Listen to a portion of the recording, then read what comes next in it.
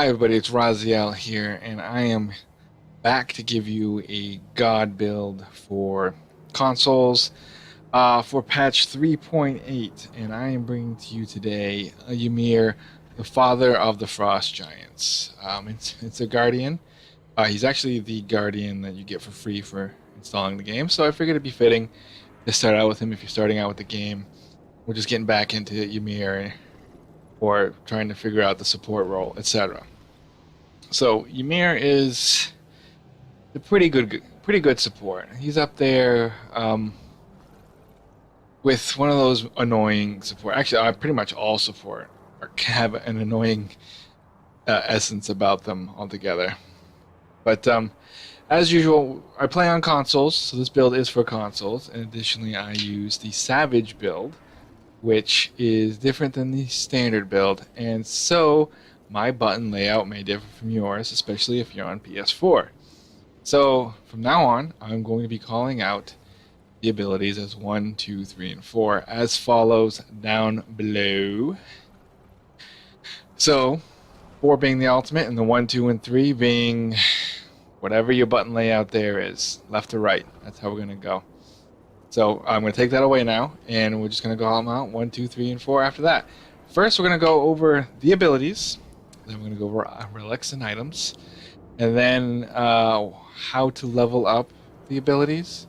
What order potentially to use to do it in. As well as combos for use of your abilities. We'll use them on the dummy Odins directly ahead of us. Since he's support, or a guardian, I'm going to give you 2 basic or base item layouts, item kits, or groupings, I don't know, however the hell you want to call it. I'm going to give you the standard, quote-unquote standard, tank support build that you're going to be doing in the dual lane, or the front line in the conquest, whether it's ranked or casual, etc. And you can use that for other, game modes as well. Or if you want to go maybe a mid lane Ymir, or just to damage Ymir in arena, or clash, or even joust. I'll give you a second build that's more of a damage dealer that I kind of run. And depending, I've carried the team before as Ymir. Excuse me, 18 kills, single-digit deaths, whatever range it says. So it is possible, and not just with Ymir, or Ymir, however you pronounce it. Other guardians, Ares has been, Athena sometimes can be a pain in the ass. Kumba, frickin' Sobek. Guardians is surprisingly they can also deal some damage if built right, but that's besides the point. I'm getting too far away. Let's get right into it. We're going to go into the abilities for Ymir. We'll start out with his passive, which is Frostbite. All of his abilities affect the enemy with a debuff that's called Frostbite. Fitting, right? All of his basic attacks against targets affected by this Frostbite deal 100% more damage. So pretty much if you hit him with one of your abilities before you start beating on him with this big club there, it's going to do double damage, as if you instead of just running up and hitting him yourself. So that right there tells you, obviously, Guardian's mostly ability based anyhow, but you want to hit him with an ability and then club him. Pretty bad. So we're going to go into his 1 next, which is Ice Wall, and she summons a wall of ice. It's pretty self-explanatory there. You can gauge how far away you want the wall to be. We'll go into the scenarios for this ability when we get back, after we get out, go over the items and everything. His 2 is called Glacial Strike, and this is he pretty much clubs or smashes his club on the ground, causing a glacial path in front of him for a certain distance, and it slows the enemy and any enemies within it. Obviously, it applies Frostbite because it actually does damage. Ice Wall does not apply Frostbite. It's kind of just a wall. So In addition, this also does 70% of his magical power in addition to the base damage listed down below. So you got 370 plus another 70% of his magical power. So if he only had 100 magical power, say it's another 70 damage. So you'd be hitting him with this alone. You'd be hitting him for 440. You know, it's not a lot, but if you're hitting a squishy like a mage who has less than 2 grand, you know, it's almost a quarter of their health. You know, that's not bad for one ability. Plus, if you slow him and you beat him with the stick, right, I'm getting too far ahead of myself. It's a good ability to have in general.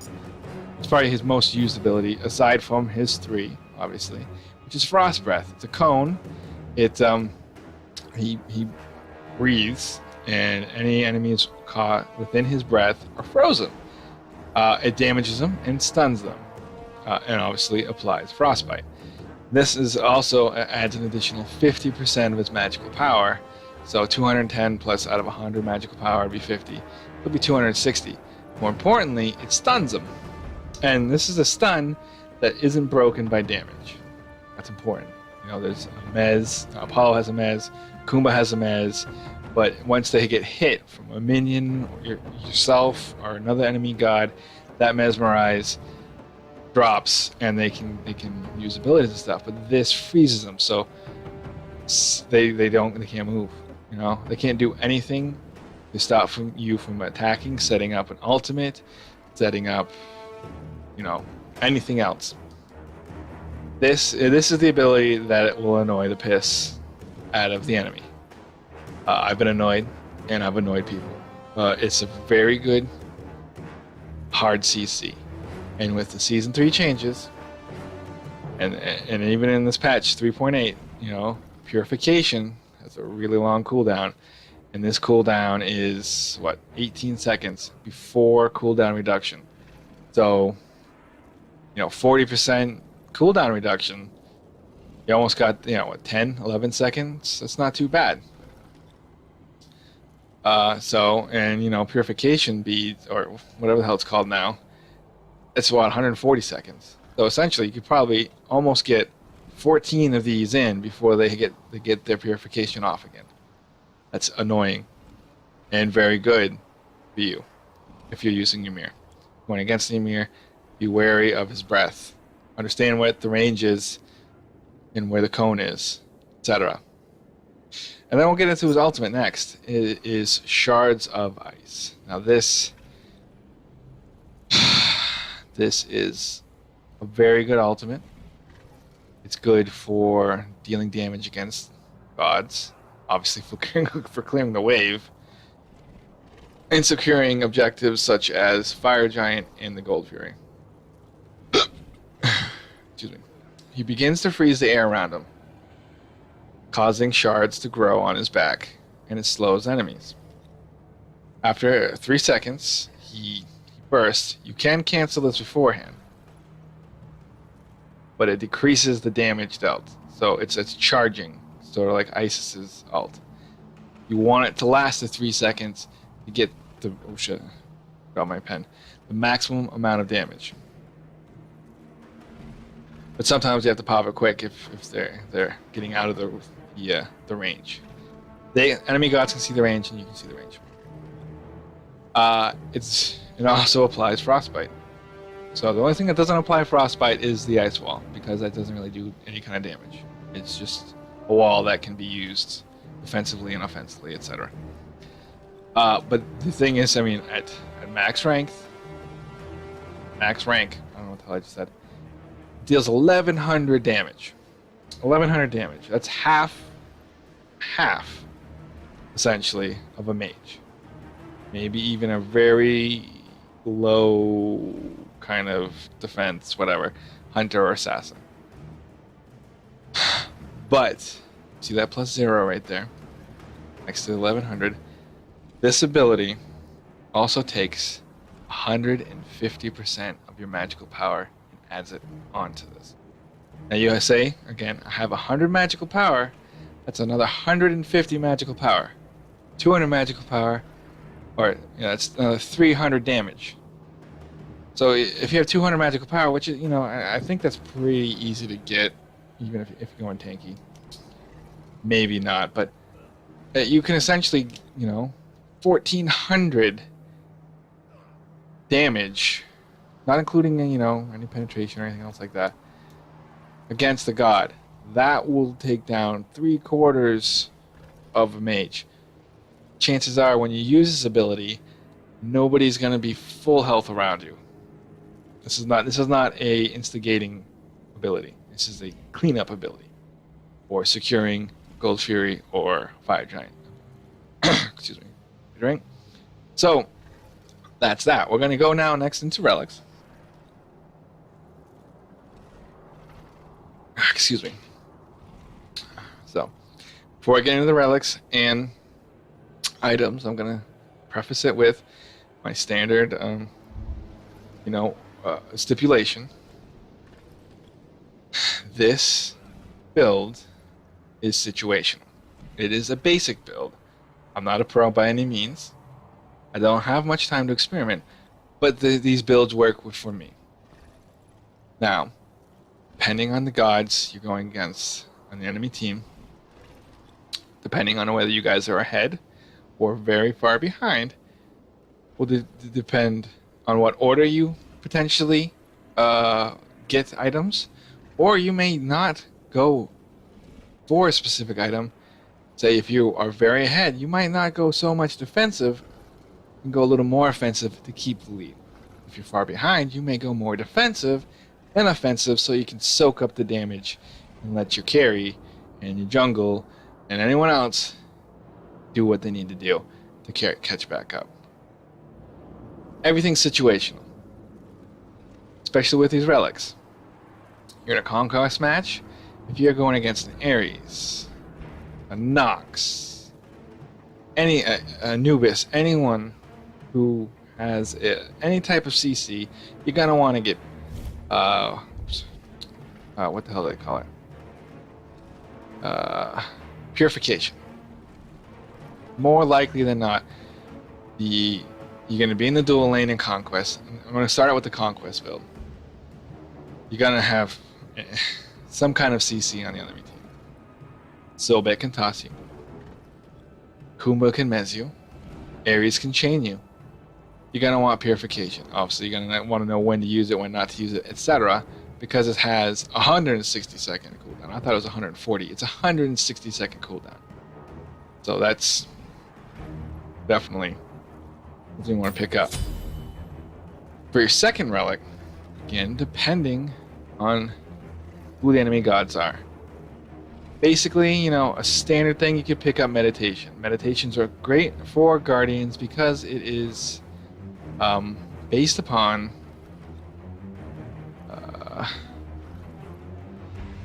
the owner's maximum health and mana, or whatever. So you're gonna have a lot of health and probably a fair amount of mana. So the meditation will hit everyone around you and heal them up. This is a good second relic if you don't know what else to get. Now, Sprint's also a decent second relic, or even first relic. If you don't need Purification, you can go Meditation to start. That's good. It keeps you guys in lane longer. Do Sprint in case the other you're going against a Sobek or an Uller or an X-Ball, or someone you know is going to be aggressive, and you want to get you and your carry the hell out of dodge quickly. Another one is Weakness, or Weakening Curse. What is this called? It's Curse now. I always forget what the hell it's called. You're going against some healers.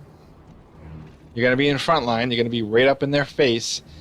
This is a good way to slow them down and stop them from healing themselves and everyone else.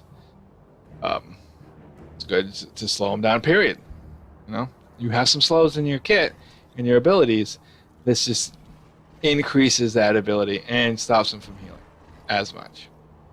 65% healing is pretty damn good for 5 seconds. This cooldown is actually even less than the Purification beats. But Sprint, for the record, will negate anything Curse does. So you pop a Curse, They pop sprint, they're done. They pop sprint, you pop curse, sprint still trumps it. You can't. Sprint is pretty good to get away. So I think those are the trifecta, the three you can go with if you're really unsure and you want to. You can go shield as well. Get a little bit extra, or actually you can do blink. Blink is another one because blink you can do blink and freeze. It's an option if you want to be that much more aggressive. I usually don't tend to use blink. I try to use more of a meditation, weakening curse maybe, etc. because it helps me and the carry, because I'm usually going to have at least the carry or the mid lane if and when I rotate by my side. So I'm helping them out as well. So I'm going to just I'll pop pick mid here. Intentional stutter, by the way. All right, so for conquest, and I'll actually go through this. I'll put this in and then I'll take it out. Conquest, your support, whether you call it out as your main role or you get stuck with it in ranked, etc. I go with Watcher's Gift. It gives you a little bit of health, gives you MP5, which you're gonna need. It's not a lot of MP5 or a lot of health, but early game it's better than nothing. What's more important is the passive, which why am I not selecting it? There we go. If you carry, which is more likely going to get the kills, kills a minion or a jungle camp, etc. You get you get extra gold and restore some health and mana if you don't deal the killing blow. So if you assist but you don't get the killing blow, you get some extra gold because the killing blow gets a little more gold, and you get health and mana. This helps you stay in lane longer, sustain. So we pop that. That's your starter item. Then you're gonna go into, most likely than not, you're gonna go into start boots. I go Shoes of Focus because it gives you extra mana, extra cooldown, and the standard movement speed, and a little bit of magical power. You could go magical boots or damage boots, but most likely I would stick with this because the cooldown reduction is going to help out, and the extra mana. Because I think if I'm correct, yeah, you don't get any extra mana and you don't get cooldown with the power, and you only really gain 15 magical power and a little bit of penetration. So this, for the Guardian, for the tanky role, is more preferred. I know some people were going beginning of the season. I don't know if it's still a thing. Going Traveler's Shoes because you gain a little bit extra movement speed, more health, and you get a little bit extra gold. I never did it. I stayed with cooldown boots. So the next item after that, usually I go with Breastplate of Valor. You can rush breastplate over boots if you're going against 2 physical in a dual lane. The other day I had an X-Ball, Xbalanque, and Guan Yu was support. So I had 2 physical in the dual lane. So I abandoned my boots. I already bought the 300 because I did not realize Guan Yu was in the support role. I thought he was going in the solo lane. So then from there on, I went to Breastplate of Valor to mitigate the damage that those 2 were going to be dealing out. So not only does it give you a decent amount of physical protection, 75, that's pretty damn good. It also gives you extra mana and extra cooldown. It gives you 30% between this and the boots. It doesn't cap you out at 40%, but 30% is just good enough. So pick this up next. The next item after that is usually Bulwark. Just you're gonna need at this point. It's getting close to mid game, or it already is mid game. You're rotating to mid lane to help out with that. Either you're instigating the rotations, or the enemy team is starting the rotations, and you're following. Either way, you're going to need some magical protection. It also gives you health, and it also gives you CC reduction, which it seems like everybody and their sister now has some form of crowd control. And the passive is pretty damn good too. When you go below 30% health, you get this shield. Now I know at the beginning of the season, it persisted forever.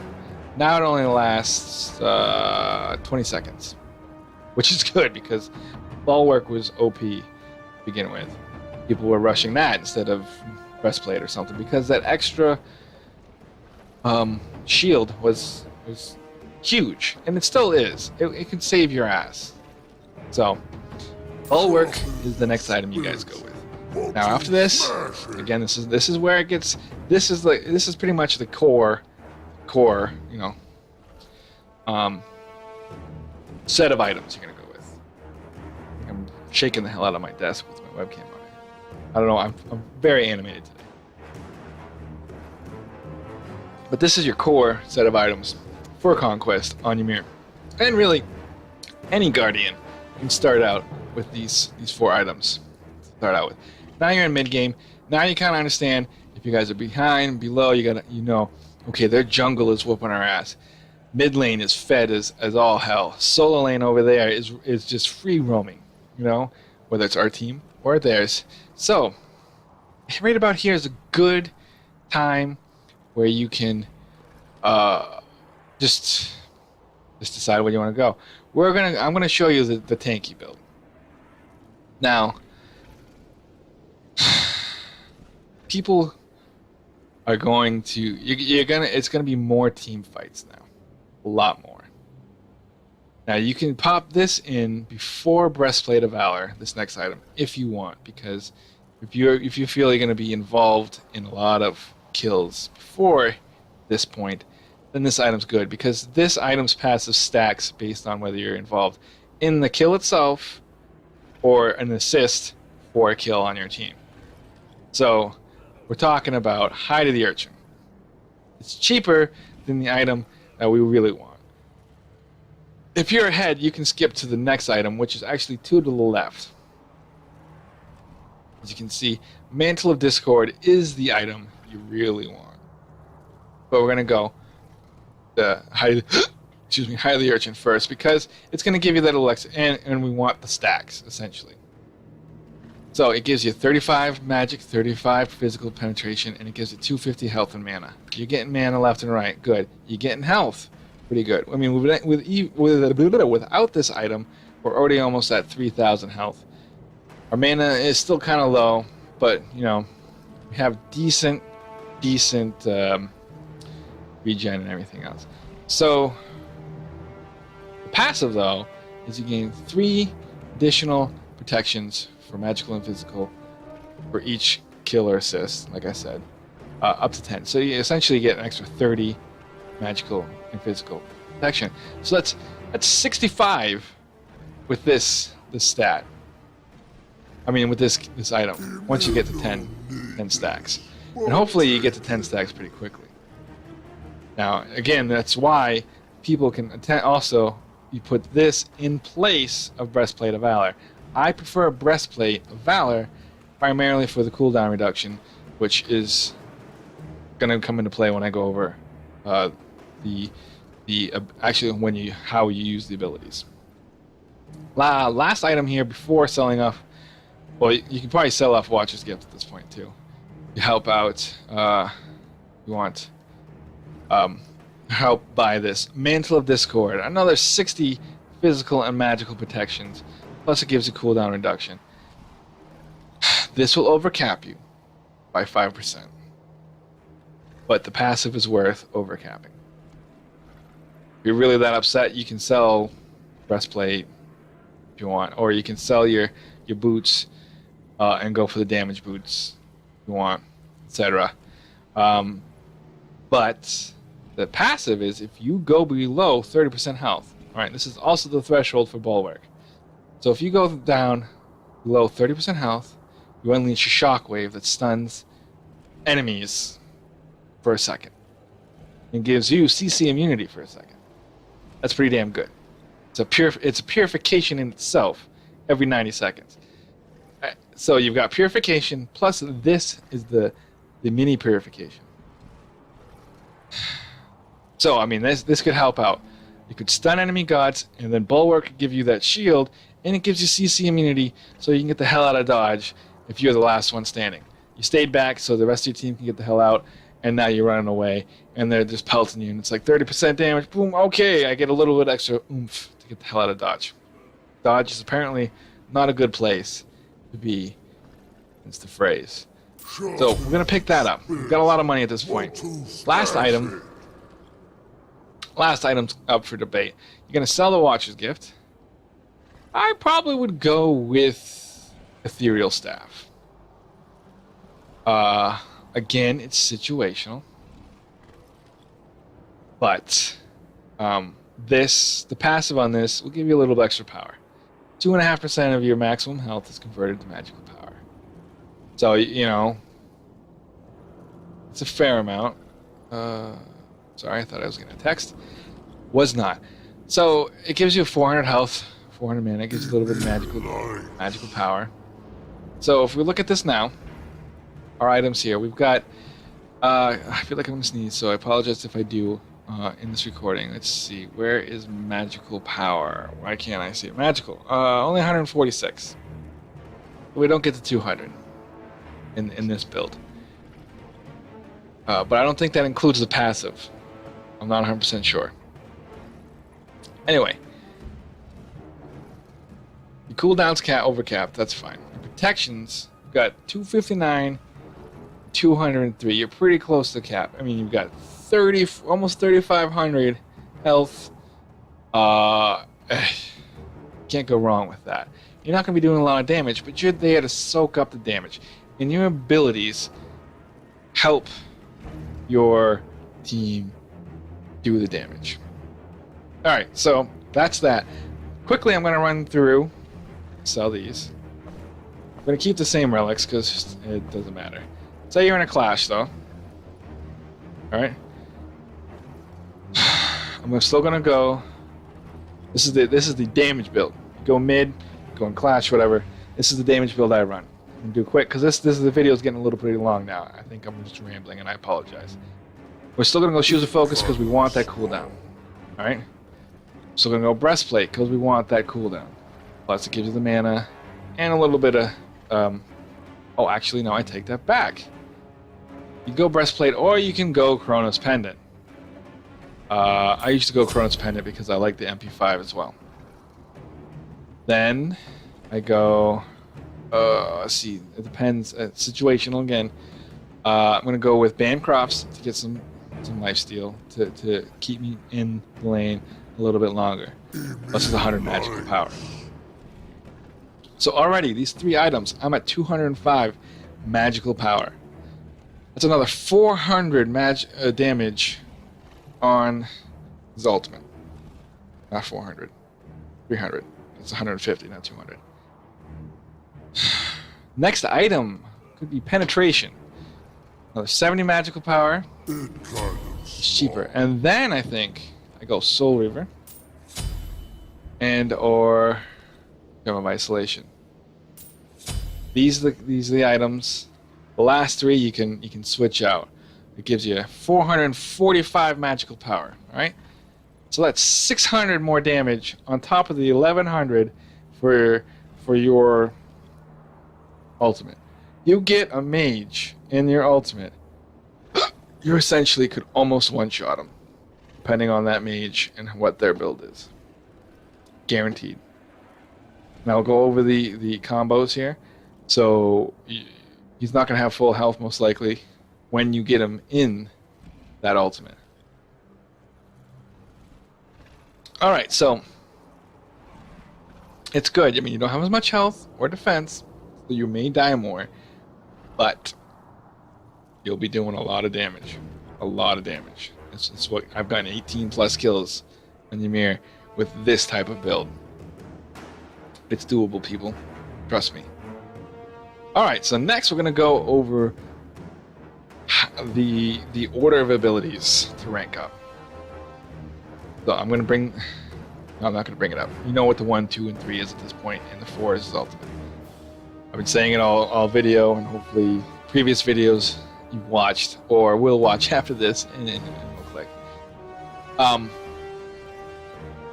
The order I rank up abilities. If I'm going straight, if I'm doing a conquest build, this 2, this 3, this 1, and then always go 2 until ultimate pops up. You can't do rank up as 2, rank up as 3. Alternate between 2 and 3 until the ultimate comes up, then you rank that up and go back to 2 and 3. The wall doesn't matter. For conquest, the wall can come in handy. Now, if you're not in support, you're not running conquest, you're in a clash, you're in an arena, I rush between 2 and 3 in ultimate when it comes up, and I don't put a point in the wall until it is absolutely necessary. Like, I can't put a rank point in anything but the wall, and then the wall. So the wall is the last thing I rank up when I'm going the damage build. When you go in the support build, I usually put one in there early and then work on the other ones earlier, because it doesn't do any damage. It just helps you out when you need it. You can use it. I think this Iraffer or whatever, he's very good with the walls. I wouldn't mess. He's probably ranked the walls before I would. It's just ridiculous. So, and there's a reason for that, because most of your damage is going to come from your 2. Your 3 is awesome for crowd control. It sets up your 2. It sets up your ultimate. The wall just is a wall. So, when you're going to use the 1 in Conquest is when you want to keep the wave back. The minion wave is running down, you put the wall up, you kind of group them up, and then you and or your carry can use a ability and just wipe them all out.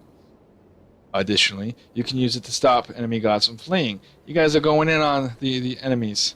They're starting to run away. You pop a wall, they're stuck. You freeze them, etc. You guys poop on them.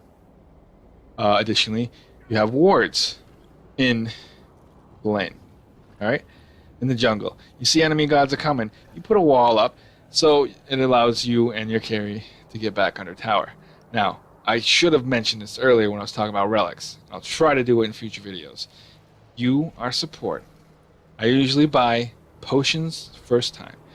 First time back, I should have used, if not all of my potions, I'll have just 1 like mana or health left.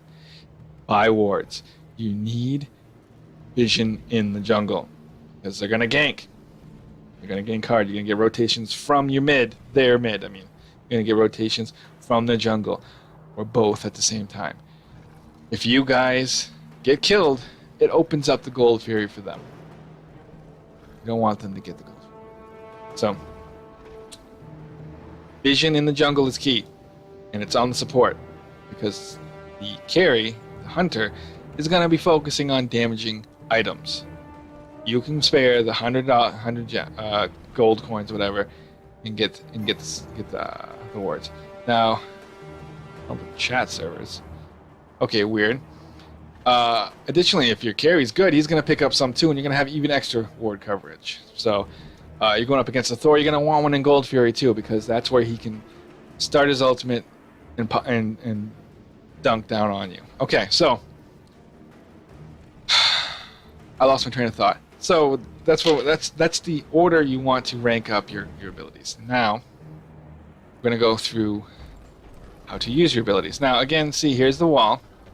You can use it to block off. Additionally, if you don't have any type of slow on you, if you're running and you have full boots, preface that with full boots, and you're running, you pop the wall out, it will come out behind you, and that can save your ass.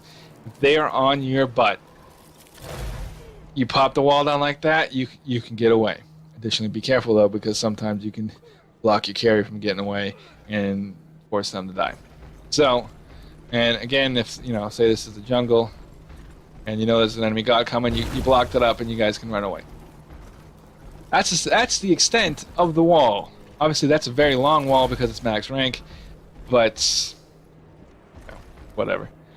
When you're going against a god, okay, so let's see, I'm hitting 131 here without any type of frostbite.